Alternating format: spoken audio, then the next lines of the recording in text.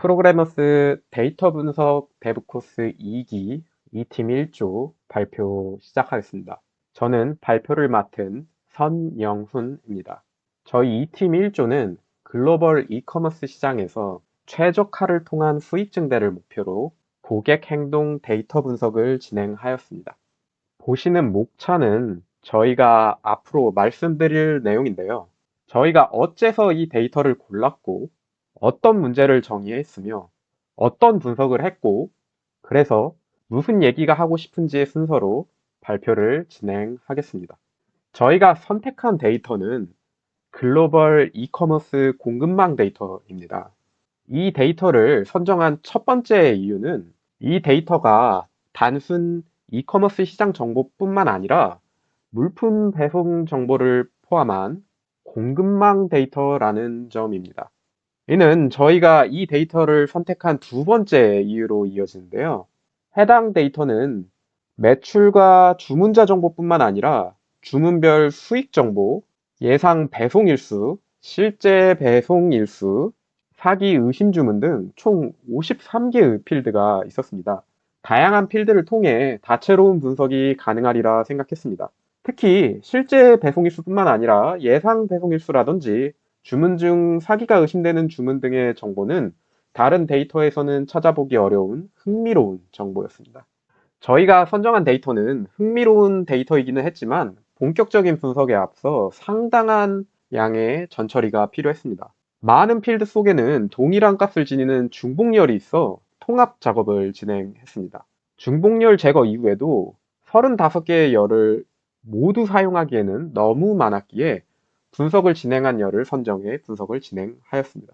열 정리 작업 이후에 데이터 타당성 검사를 진행하고 극단값을 제거했습니다. 예를 들어 수익 정보에는 다른 값들과 차이가 지나치게 큰 극단값들이 여럿 존재했는데요. IQR 방법을 통해 백분위에 따라 극단값을 제거하자 보시는 것과 같은 정규 분포에 가까운 결과값을 얻을 수 있었습니다. 글로벌 이커머스 시장에서 다양한 KPI를 선정할 수 있을 텐데요. 저희는 그 중에서 수익에 집중했습니다. 매출이나 판매량보다도 판매자들이 가장 원하는 지표는 수익이라고 생각했습니다. 프라이머리 KPI로 선정한 수익에 영향을 줄 수 있을 만한 지표들도 정리를 했는데요. 주문 취소율이 낮아진다거나 재구매율이 높아진다거나 사기 의심 주문 비율이 낮아진다거나 고객 이탈률이 낮아질 때 수익이 높아질 수 있다고 가정하고 분석을 진행하였습니다. 하지만 이는 모두 후행 지표들로서 판매자로서 통제할 수 없는 지표들인데요. 해서 이 후행 지표들에 영향을 줄 수 있는 통제 가능한 선행 지표를 선정했습니다. 할인율, 상품 품목, 배송 지연, 지역, 고객 충성도에 따라서 저희가 선정한 후행 지표들의 값이 달라질 것이라 가정하고 분석을 진행하였습니다. 첫 번째로 말씀드릴 분석은 할인율 분석인데요. 보시는 바와 같이 할인율이 높아질 때 주문량은 높아지는 경향이 관찰되었습니다. 하지만 빨간색 그래프를 보시면 할인율이 높아짐에 따라 전반적인 수익은 감소하는 경향을 보여주는데요. 이를 통해 높은 할인율은 판매량에는 큰 도움이 되지만 수익에는 크게 도움이 되지 않는다고 할 수 있겠습니다. 하지만 이 중 재밌는 경향을 보이는 구간이 있었는데요.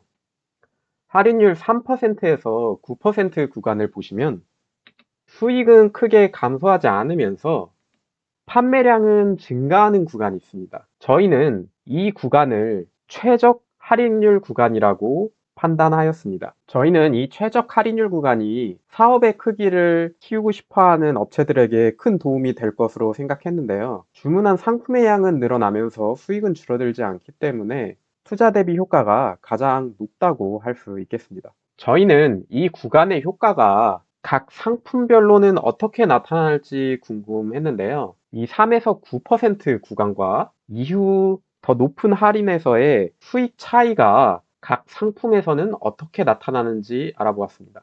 왼쪽에서부터 최적 할인율의 효과가 가장 큰 품목인데요.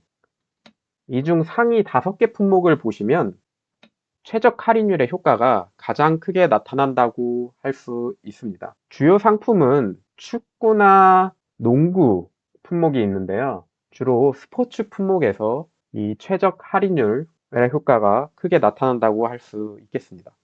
저희는 할인율뿐만 아니라 배송 지연에 따라서도 수익의 차이가 있을 수 있다고 생각했습니다. 배송 지연과 수익의 직접적인 관계를 알아보기는 어려워서 한번 자신의 상품을 늦게 배송받은 사람이 그 다음에 주문을 취소하는 주문 취소율을 먼저 알아보고 이 주문 취소율에 따라 수익이 달라질 것이라 가정하였습니다. 왼쪽의 그래프는 업체가 공지한 배송일에 비해 실제 배송이 얼마나 빨리 왔는지에 따른 취소율인데요. 하늘색은 예상보다 빨리 도착한 경우이고요. 가운데는 제 시간에 도착할 때의 취소율, 가장 짙은 파란색은 예상보다 늦게 도착했을 때의 취소율입니다.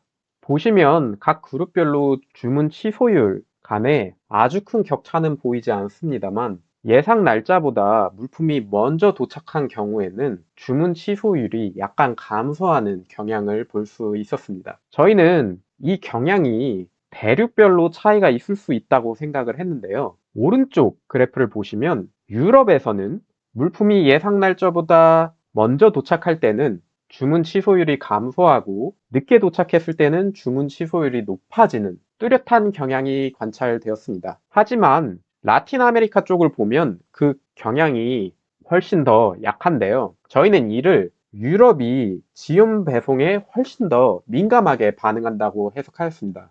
상대적으로 라틴 아메리카 쪽은 더 둔감하다고 할 수 있겠고요.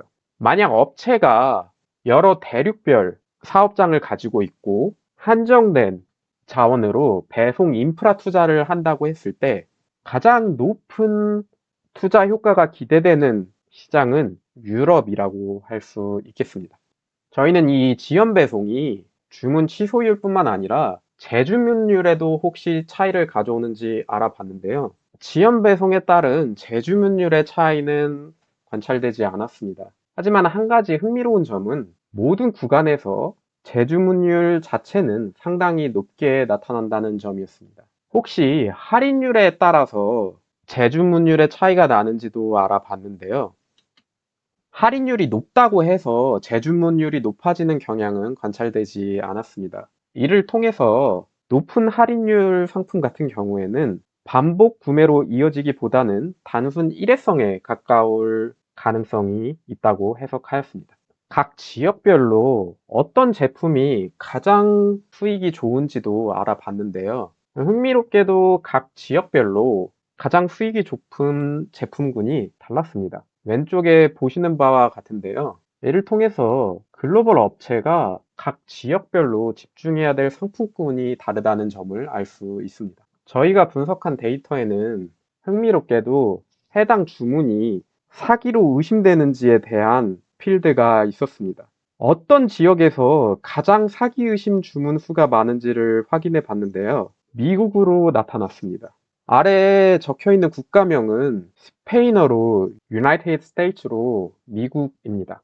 사기 의심 정황이 가장 많이 포착되는 제품군도 알아봤는데요.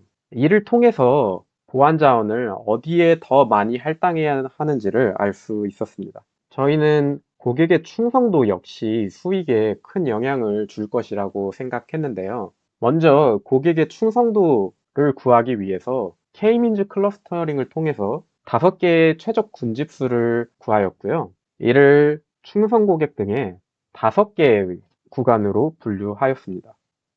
보시는 0번 클러스터 충성 고객은 가장 최근에 구매했고 구매 건수도 많으며 구매한 상품들의 총합도 높은 군집입니다. 저희가 가진 이커머스 데이터 내에 충성 고객의 분포를 알아봤는데요. 흥미롭게도 가장 숫자가 많은 군집은 충성 고객이었습니다. 이 충성 고객을 통해 가장 높은 수익이 나오기도 하는데요. 이를 통해 해당 시장은 단발성 고객보다는 주기적으로 구매가 진행되는 충성 고객 위주로 이루어져 있어 상당히 탄탄한 구조를 보여준다고 할 수 있습니다. 충성 고객보다도 더 흥미로운 군집은 VIP 군집인데요. 이들은 그 숫자 대비 산출되는 수익의 양이 상당히 높다고 할 수 있습니다. 해당 시장에서는 충성 고객이나 VIP 고객 위주로 마케팅 전략을 펼치는 것이 투자 대비 효율이 좋으리라 기대할 수 있습니다. 이 각 군집별로 시간에 따라 이탈률을 알아보았는데요. 왼쪽의 그래프를 보시면 눈에 띄는 구간이 하나 보입니다. 2017년에 충성 고객이기는 하나 이탈 위험이 있다고 분류된 군집이 크게 이탈하는 경향을 보여줍니다. 이 군집의 주문 수가 실제로 줄어드는지를 확인해 봤는데요. 보시면 2017년에 주문 수가 급격하게 줄어든다는 것을 확인하실 수 있습니다. 이 2017년 구간에 충성 고객은 그 주문 수가 크게 느는데요.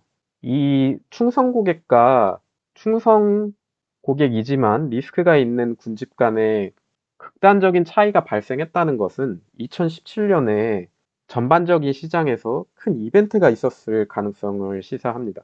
그 이벤트가 무엇인지까지는 정확하게 알 수 없지만 이 리스크 집단을 조기에 발견했다는 것은 큰 성과로 이들을 집중 관리하면 충성 고객처럼 다시 높은 주문 수를 회복할 가능성이 있습니다.